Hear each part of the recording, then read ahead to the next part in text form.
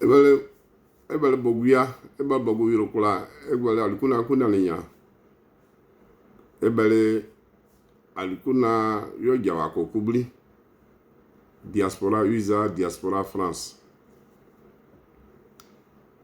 Il me soit aujourd'hui l'honneur de prendre la parole au nom de la MUDEC et à mon nom personnel, en vue donc de sacrifier à une tradition bien établie, celle de la présentation des vœux à l'orée de l'année 2024. Frères et sœurs, comme vous le savez, les lampions de 2023 viennent de s'évanouir dans le mystère des espérances déçues ou satisfaites avec son cortège d'épreuves endurées ou des rêves réalisés. Je voudrais souhaiter donc ici une bonne et heureuse année 2024 à toutes et à tous. Que le Dieu Tout-Puissant répande à sa miséricorde, ses faveurs et ses grâces infinies sur chacun de nous et sur nos familles respectives, et qu'il étende également ses bénédictions sur notre village et sur sa chefferie. Que cette année 2024 soit l'année de la concrétisation de nos projets individuels et collectifs. Que l'année 2024 soit également une année d'accomplissement, de tolérance et de la consolidation du tissu social. Frères et sœurs, qu'il me soit permis donc de rappeler le bilan des activités de la MUDEC de l'année 2023. La MUDEC, comme vous le savez, a connu des fortunes diverses. Le bureau de la MUDEC a été récemment secoué par une forte dissension entre ses membres, dissension fondée sur des incompréhensions. Cette crise a même failli emporter la cohésion sociale de notre village. Mais fort heureusement, les filles et les fils du village ont dû puiser dans leurs ressources pour amener la paix et la cohésion au sein de la mutuelle et au sein du village.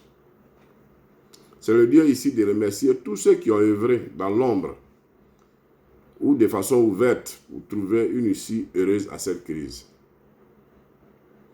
Je remercie particulièrement le PCA Abel Diaouré et le prophète Jérémie Ignéné pour leur forte implication dans la résolution de cette crise. Frères et sœurs, 2023, comme on l'a dit, a été aussi une année qui a été marquée par les disparitions de nos enfants, les enfants de Grand Bassi.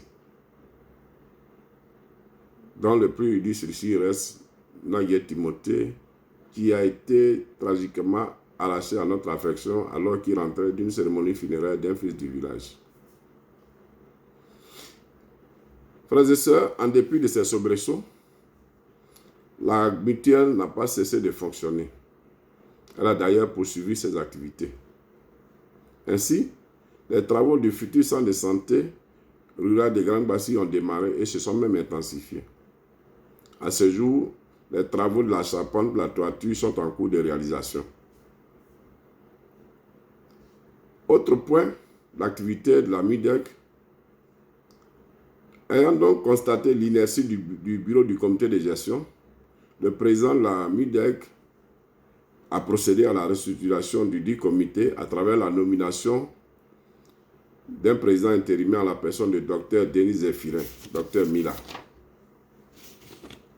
La mutuelle s'est également engagée dans le renouvellement des instances dirigeantes de la JMUDEC, dont le couronnement devrait être l'élection du président de la jeunesse de la MUDEC le samedi 30 décembre 2023. Mais malheureusement, cette élection n'a pu se tenir pour des raisons que vous savez. Une nouvelle date sera donc indiquée dans les meilleurs délais et elle ne saurait excéder le mois de janvier 2024. Frères et sœurs, en 2023, notre village a reçu aussi la visite de la Camisat. C'est une société spécialisée dans l'implantation des équipements de la téléphonie cellulaire. Une antenne a été donc implantée dans notre village après la signature d'un contrat entre la chefferie et la société Camisat. Il a été convenu que la société versera au village un loyer annuel de 500 000 francs environ. Frères et sœurs, pour achever donc les travaux de la construction de notre centre de santé dans le délai imparti, c'est-à-dire le 1er mai 2024, une opération de mobilisation de fonds a été lancée depuis le 30 juin 2023 en vue de collecter la somme de 25 millions. Cette somme a été répartie entre les différentes couches de la population pour une meilleure stratégie de recouvrement.